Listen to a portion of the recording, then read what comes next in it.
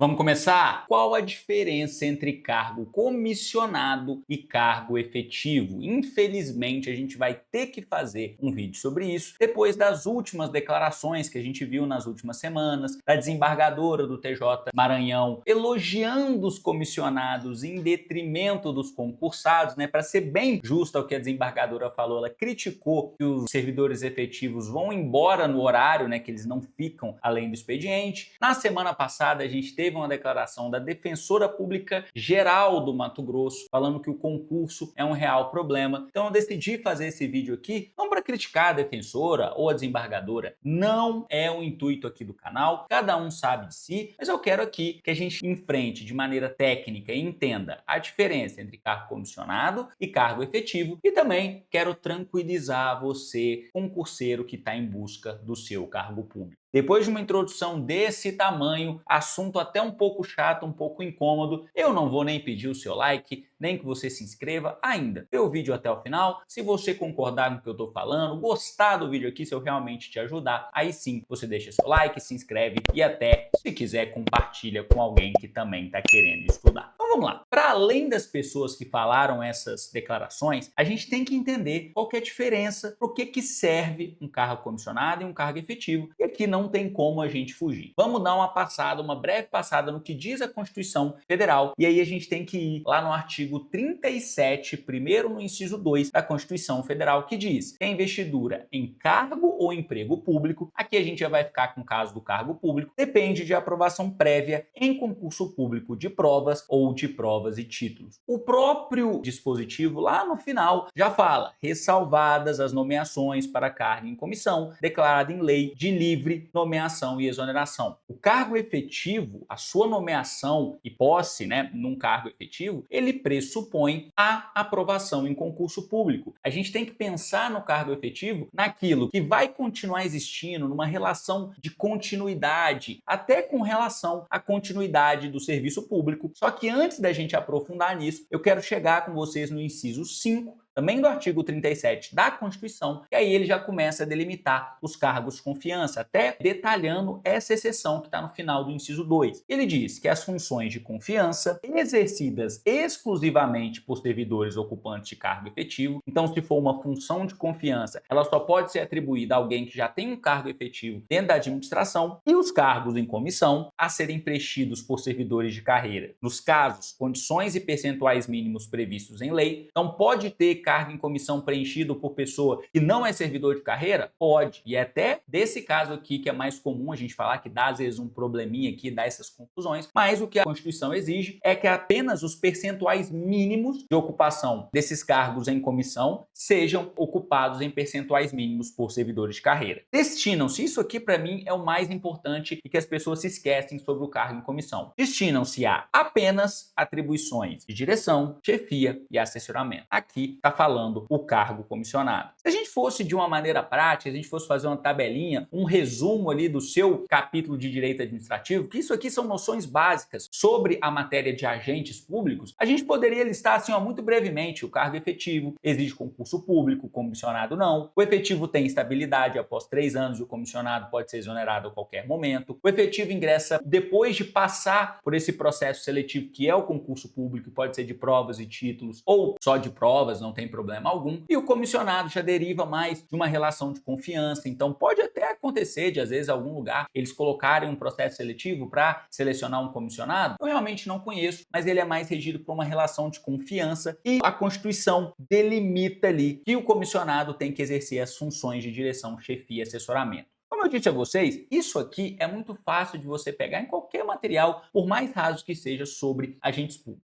Vamos entender como é que isso funciona na prática. O serviço judiciário, a prestação jurisdicional mesmo, existe antes de eu nascer, continua existindo durante toda a minha vida e vai existir depois que eu não estiver mais andando por essa terra. Então tem uma relação aqui de continuidade, de perenidade, até relacionado não só ao serviço jurisdicional, mas os serviços públicos de uma maneira geral, relacionados com o princípio da continuidade. Então, para a gente imprimir essa impessoalidade, essa noção de que o serviço público vai sempre existir existir e ele vai continuar existindo independente das pessoas envolvidas, é que, em regra, a gente pensa que na máquina pública os cargos serão efetivos. Você imagina que daqui a 100 anos, daqui a 200 anos, a gente não vai ter mais poder judiciário? Ah, mas João, pode ter algum serviço público que deixe de existir, outro que surja no lugar? Beleza, a gente sabe que a sociedade pode ter evolução que tenha esse tipo de implicação. Estamos falando na regra geral, na ideia de serviços necessários para a sociedade e que, em regra, a não ser que haja uma evolução social que eles deixem de ser necessários, a gente vai continuar tendo o serviço público. Só que dentro do serviço público, como eu usei o exemplo da prestação jurisdicional, existem sim atividades que são mais relacionadas com uma relação de confiança. Por um lado, vamos ficar nesse exemplo aqui que eu já comecei a falar sobre o serviço, a prestação jurisdicional. Se você é nomeado, pode ser no interior, pode ser na capital, mas para tomar conta ali de uma vara judiciária, você vai ter que contar com os cargos efetivos, são os servidores ali que vão manter aquela máquina funcionando, só que você também vai precisar de pessoas de confiança ali, talvez o seu chefe de secretaria, eu imagino sendo um cargo de confiança, que é a pessoa que vai imprimir o seu modelo de gestão ali naquela vara judiciária. Veja bem, esses dois cargos, chefe de secretaria, que vai ser a pessoa de confiança, o braço direito do juiz ali naquela vara, ele coexiste com os servidores efetivos, com o escrivão, com o oficial de justiça, com os técnicos, com os analistas, ali, cada um preenchendo as suas funções, cada um prestando as suas funções. A pessoa que vai exercer o cargo comissionado tem que estar relacionado, tem que exercer funções de direção, chefia e assessoramento. Vou coordenar aqui a vara, quais vão ser os horários que a gente vai fazer as audiências, como que vai funcionar aqui a agenda do juiz, o acesso, a questão de atendimento ao público, todas aquelas questões que estão mais relacionadas a você ter aquele seu braço direito. Enquanto todo o serviço, o grosso do serviço, aquela ideia de continuidade, a prestação efetiva do serviço jurisdicional, por exemplo, está presente na audiência, porque a gente sabe ali que tem a pessoa, o escrivão que faz a ata, que tem o analista que assessora o magistrado e tudo mais, esses serviços serão feitos pelos cargos efetivos. E você pode pensar isso em qualquer lugar. Dentro da procuradoria a gente tem essa estrutura. Tem os servidores efetivos, tem os procuradores, temos também coordenadores, chefe de gabinete, às vezes, pessoas que exercem ou função ou um cargo de comissão que estão mais relacionadas a essas funções de direção, chefia e assessoramento e que também são necessários dentro da máquina.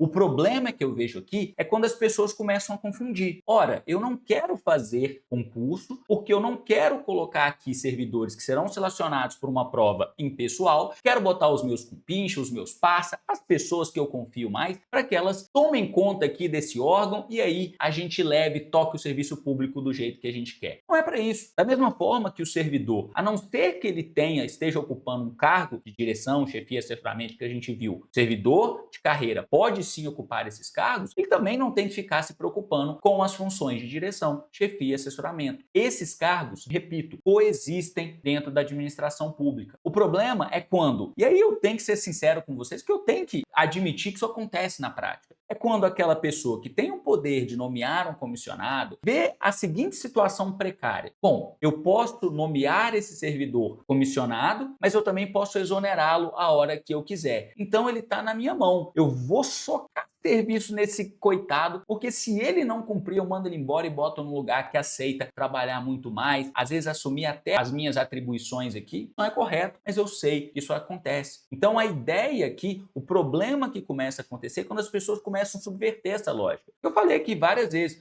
o comissionado é para exercer funções de chefia, direção e assessoramento. O que exatamente que é chefia? O que exatamente é direção? O que exatamente é assessoramento? A gente lida às vezes com o coordenador, é difícil definir até que ponto vai a função de coordenador, até que ponto vai a função do cargo efetivo. A gente sabe que em direito é a beleza e o problema da ciência jurídica. Nem tudo é fechado, depende de interpretação, mas você pode interpretar para o bem ou para o mal. Infelizmente, isso pode acontecer. E aí, eu sei que quando vocês veem esses tipos de declaração, vocês pensam assim, putz, é uma desembargadora falando, é a defensora pública geral falando. Então, essa pessoa não quer fazer concurso público, não vai ter concurso público mais. Calma, vamos lá, nem tanto ao céu, nem tanto ao inferno. As pessoas têm um determinado poder de atrasar um determinado concurso? Tem.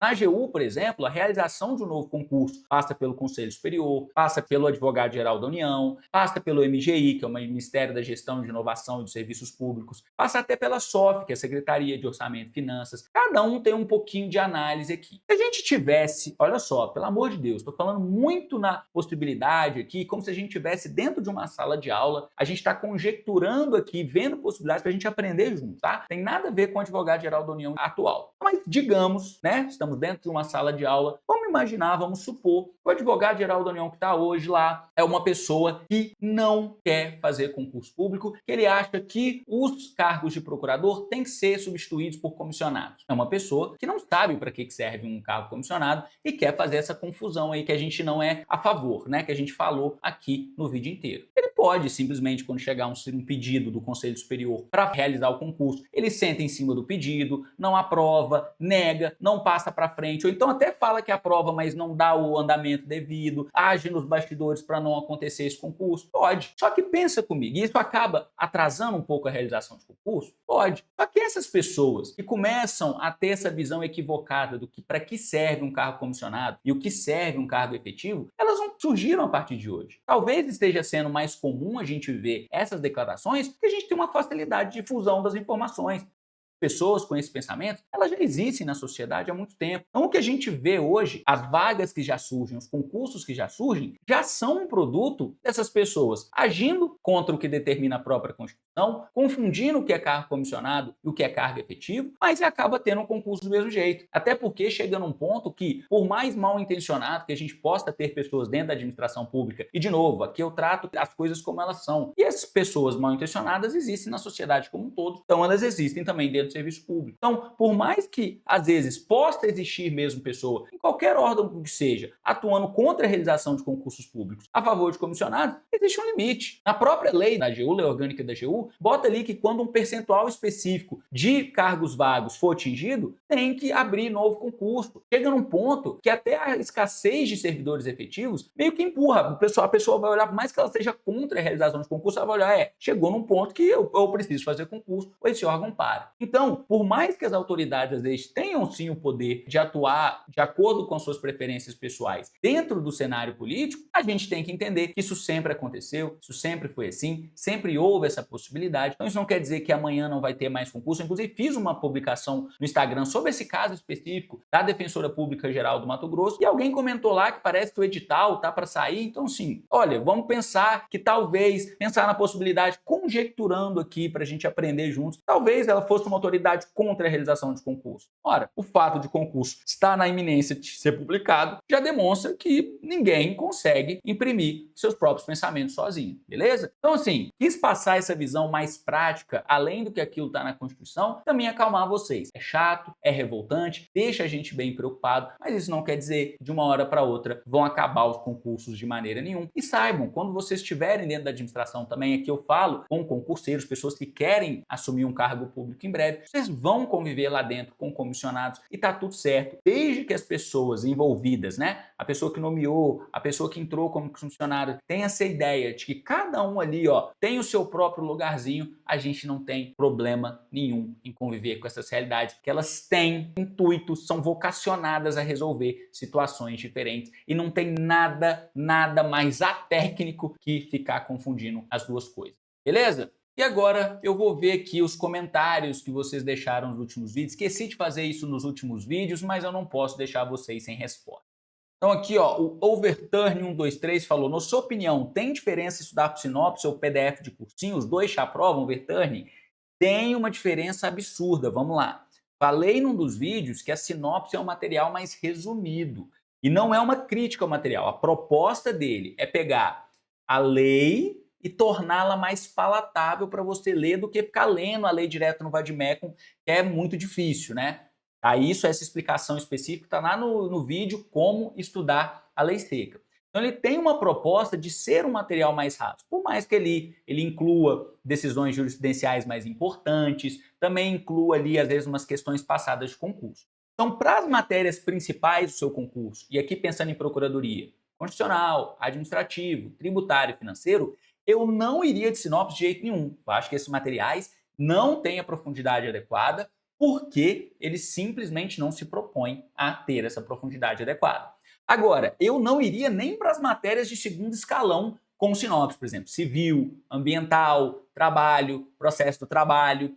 Talvez aqui você continue tendo problemas usando só sinopses. Então, civil, eu pegaria um livro mais resumido, mais pensando ali para concurso de procuradoria, não leria todos os capítulos, que a gente sabe que, por exemplo, contratos em espécies, família e sucessão não cai muito, a maioria das questões está ali em parte geral e tudo mais. Então, faria isso. Ambiental, a mesma coisa, talvez você pegue um manual ou um livro um pouco mais enxuto, mas eu ainda acho que aqui, nessas matérias, ainda seria um grande problema você ir de sinopse. Eu deixaria para ir de sinopse naquelas assim, são muito pequenas, que caem muito pouco em procuradorias, às vezes, dependendo do concurso, nem cai. Empresarial, talvez penal e processo penal, por mais que a gente já tenha visto algumas procuradorias que exageraram, pesaram a mão ali em penal e processo penal, talvez urbanístico, talvez previdenciário, então cuidado. Agora, sobre o PDF de cursinho, sim, ele tem que te aprovar. Porque se você está num concursinho que é para procuradoria, ele tem que te dar um material, né, direcionado, bem robusto naquilo ali. E se você está em dúvida se o seu cursinho está te dando um PDF bom, que ele vai te aprovar ou não, cara, faz um teste. Isso que eu já cansei de falar, eu vou jogar contra mim aqui, porque eu trabalho com cursinhos, eu coordeno cursos e tudo mais. Cara, chega pro seu curso, pede uma mão só, eu estou querendo assinar, mas não conheço o material de vocês. Será que vocês poderiam me fornecer um material aí? Aí beleza, eles vão te fornecer um, digamos que ele te forneça de controle de constitucionalidade. Você lê, faz umas questões, e aí? Com o que eu aprendi naquele PDF, eu consegui resolver bem? Teve muita lacuna? Testa, cara. Eu sou capaz de falar que nenhum cursinho mesmo, considerando a concorrência que a gente tem hoje, negaria de fornecer um material não, viu? Eu faria isso no seu lugar. Mas, enfim, falando de uma maneira geral, PDF de cursinhos costuma ser suficiente? Sim, mas infelizmente pode ter um cursinho ruim, pode ser um cursinho com PDF genérico, pode ser um cursinho com PDF desatualizado. Não conheço todos os cursos que existem por aí, então tome só esse cuidado, beleza? Como sempre, eu agradeço a atenção de todos vocês e até o próximo vídeo.